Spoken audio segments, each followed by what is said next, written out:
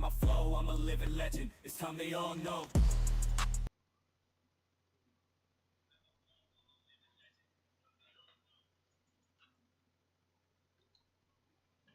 What's good, legends? Back with another question. What the hell was on Bin Laden's laptop? Well, let's find out.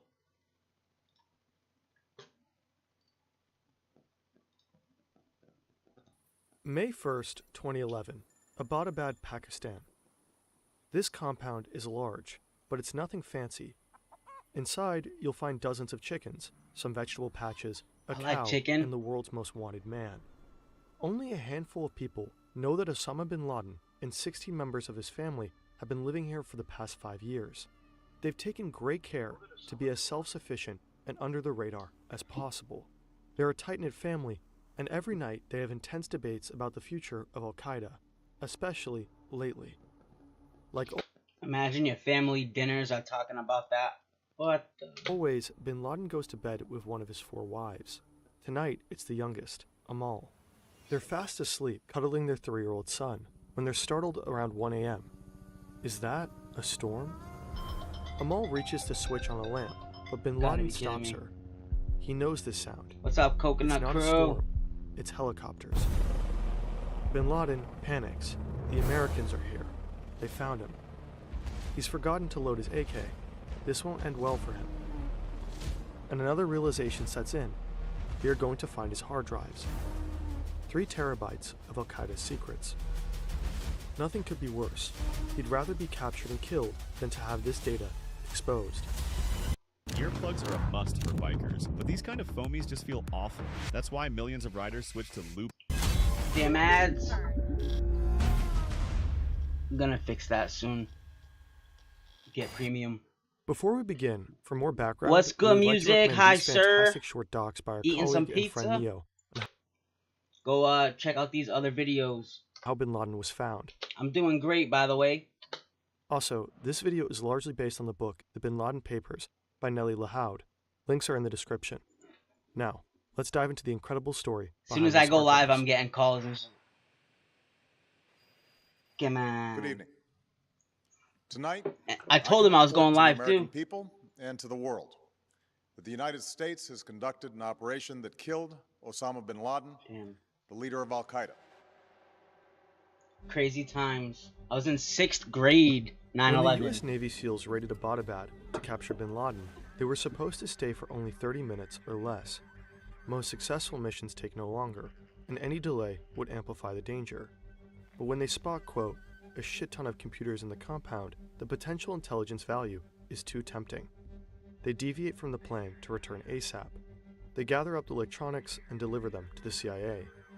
Sifting through the files is a gargantuan task. Every Arabic-speaking linguist in the intelligence community is on the job. There's lots of normal stuff you might find on just about anyone's computer. Home videos, news clippings, memes. Excessive amounts of pornography. Well, that's on a lot of people's laptop. Then there is the expected terrorist content, Al-Qaeda propaganda, and so on. But that's not the interesting part.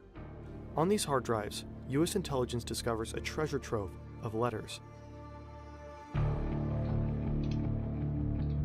How old were y'all when it was 9/11? Then transmitted by couriers on a SIM card. For security reasons, bin Laden did not have internet access the whole time he was in hiding. The letters were exchanged through what Al-Qaeda called a closed circle. A courier moved between 2 intermediaries, one on bin Laden's side and one on the side of his trusted associate in North Waziristan, a mountainous part of Pakistan bordering Afghanistan. Security measures were so stringent that the courier did not know about the letters he was transmitting, and bin Laden never met him or knew who he actually was. Using couriers was cumbersome and dangerous, but it worked. For 10 years, bin Laden successfully remained hidden, and the world was in the dark when it came to Al-Qaeda. Until, of course. Imagine sleeping, waking up to a freaking helicopter right above your house. Damn.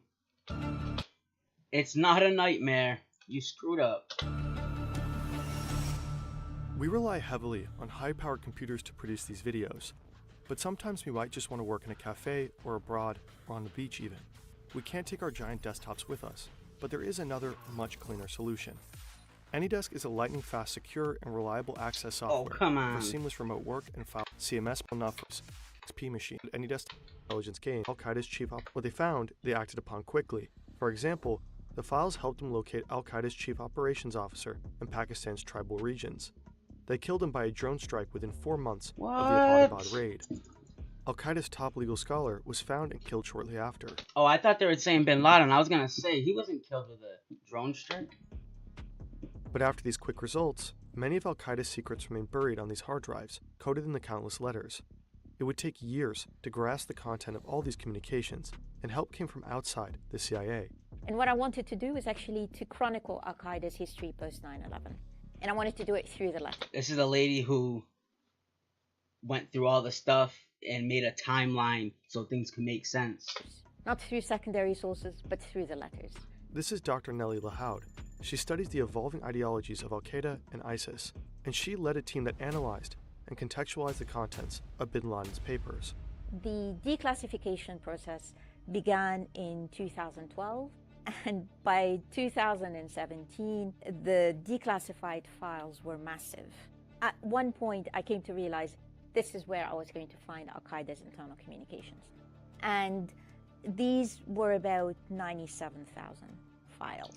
I was fortunate. Damn, 97,000 files. They must have had a bunch of people on that. Come on. Fortunate that I was able to have the support of 2 research assistants who were That's native it? Arabic speakers like me. Lahoud and her assistants looked at all nearly 100,000 documents, and what they uncovered is astonishing. The letters reveal Bin Laden's character and Al-Qaeda's inner workings. They lay bare Bin Laden's future plans and deepest fears. Jackpot. They help map out the global jihadi landscape, and they offer a definitive account of Al-Qaeda's post-9/11 history, which up until then was deeply misunderstood. So what you guys Where are were doing you is so guys in similar 9/11? to what NetJets did 20 years ago? I was in 6th grade classroom. They took us out to the cafeteria and sent us home. That's all I remember. And then I remember getting to my grandparents' house and seeing the planes hit on the news. Crazy. Tora Bora, which means black dust in Pashto, is a remote and barren part of eastern Afghanistan. Bin Laden loves this region and knows it well. It held a special place in Bin Laden's heart since the 1980s, when he made a pilgrimage from Saudi Arabia to assist the Afghan Mujahideen in the holy cause of fighting the Soviets. The Mujahideen, we literally funded those guys, and then somehow they're our enemy. The way that this shit works is so ridiculous. He helped fund the construction of cave complexes in the region and recruited fighters who contributed to the broader resistance movement. The Soviets eventually withdrew, and Bin Laden believed his contributions to be decisive. The victorious Afghan jihad inspired the formation of Al-Qaeda, which means the base of an Islamist legion that could wage jihad anywhere. At that time, Bin Laden and the Americans were on the same side, both in Tora Bora, supporting the Afghan Mujahideen and resisting a Soviet invasion. See? I wasn't now, capping. 14 years later, Bin Laden is cowering from them, fleeing into the same mountains that he once used as a stronghold. But the CIA are on his tracks. It's tough to say that you're cowering when the freaking United States is literally trying to kill you. Anybody would run from that, no? On December 3rd, 2001, the situation turns grim for Al-Qaeda. The Americans start bombing relentlessly. Al-Qaeda members are hiding in caves at 9,000 feet, shivering in 10 degrees below freezing. They have no access to drinking water because it's frozen. The bombs keep raining destruction. Classic Against all odds, holdout. Bin Laden escapes the US troops, but he's not feeling celebratory. He knows that at any moment he can be killed, so he hastily draws up his will. And in his will, Bin Laden writes to his children, "Forgive me, because I have given you only a little of my time since I answered the jihad call. Yeah. I have chosen a road fraught with dangers, Sad. and for this sake suffered from hardships, embitterment, betrayal, and treachery. I advise you not to work with Al-Qaeda." Oh, wow. It's a low moment for Bin Laden, and it's not just because death is around the corner. It's also because he made a horrible mistake, and now he knows it. No shit. What the letters reveal is that Al-Qaeda had not anticipated that the United States would launch a war in response to 9/11. What? At most, they thought that the United States would respond with a limited airstrikes. Okay. Imagine attacking United States and expecting them not to just mess you up. Like, come on. How stupid could you be? Al-Qaeda was completely unprepared. They didn't even have a plan A. Bin Laden made a huge miscalculation. We're talking about the country who dropped the first nuclear bombs. I wouldn't trust that they're not going to respond. He believed the United States was fundamentally weak, a paper tiger with no real bite. Not all jihadis suffered from this delusion. In a council shortly before 9/11, high-level jihadis and Muslim religious authorities warned bin Laden that the Americans would attack the whole Middle East if he launched an attack on U.S. soil. But he waved off their concerns confidently. He was certain that the United States didn't have the resources for a counterattack. Oh, come on. Bin Laden's stated purpose of 9/11 was to serve as a decisive blow to force the United States to withdraw its military forces from Muslim-majority countries. Well, quite the opposite happened. To be expected. Now bin Laden had no choice but to acknowledge the true power of his sworn enemy. Several key al-Qaeda members are already dead, captured or displaced into unfriendly countries. The Taliban, who has been aiding al-Qaeda, has fallen rapidly, but it would take bin Laden years to publicly admit his mistake. For their part, the United States also misunderstood the power of their enemy, but in their case, the opposite was true. They believed al-Qaeda was far more powerful than it actually was. Eve to me is basically free. These ads are killing me. It's a giant open universe where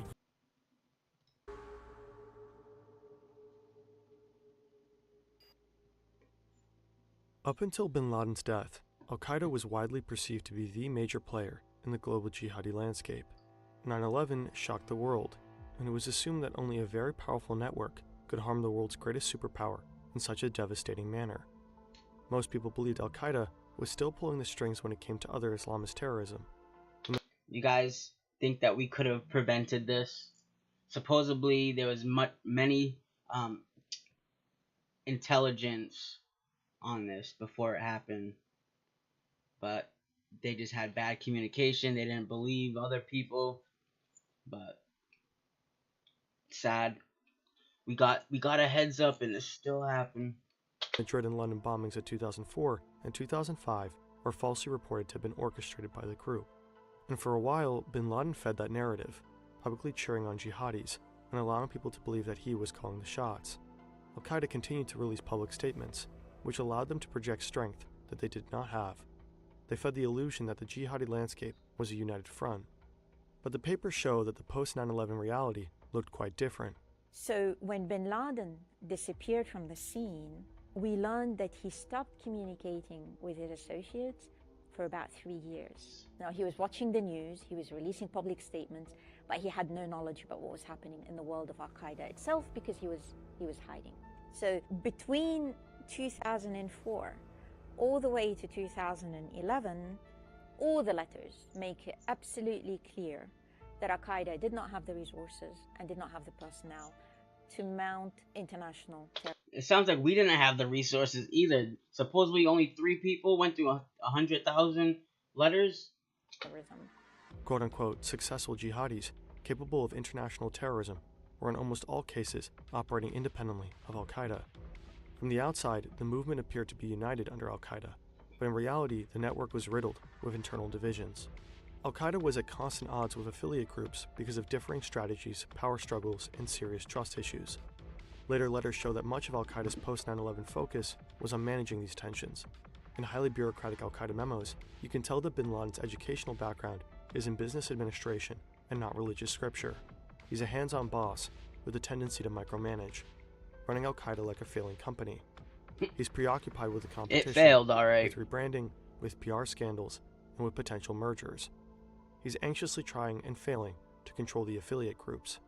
He's afraid different strategies are tarnishing the al-Qaeda brand. These groups ended up focusing their attention locally, and in the process, they mounted many indiscriminate attacks that saw many Muslim casualties, and this upset bin Laden deeply.